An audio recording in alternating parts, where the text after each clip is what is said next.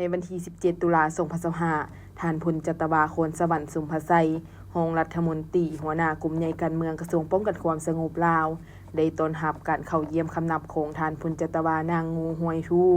รองหัวหน้ากลุ่มเวียกงานพรรคเวียกงานการเมืองกระทรวงป้องกันความสงบเวียดนามพร้อมด้วยคณะผู้ต่างหน้าองค์การตำรวจสาธารณรัฐสังคมนิยมเวียดนามประจำลาวได้นำพาคณะผู้แทนชาวหนุ่มกระทรวงป้องกันความสงบเวียดนามที่ได้เคลื่อนไหวมาเยี่ยมยามและพบปะเลขเปลี่ยนบทเรียนด้านเวียกงานวิชาเฉพาะกับองค์การจัดตั้งมหาศูนย์ของกระทรวงป้องกันความสงบลาวในโอกาสนี้ท่านพลจัตวา โคนสวรรค์สุมภไสรได้แสดงความยินดีต้อนรับคณะผู้แทนชาวหนุ่มกระทรวงป้องกันความสงบเวียดนามที่ได้มาเคลื่อนไหวเยี่ยมยามและพบปะเลขเปลี่ยนบทเรียนด้านเวียกงานวิชาเฉพาะกับองค์การจัดตั้งมหาศูนย์ของกระทรวงป้องกันความสงบลาวโอกาสนี้ท่านพลจัตวานางงูห้วยทู่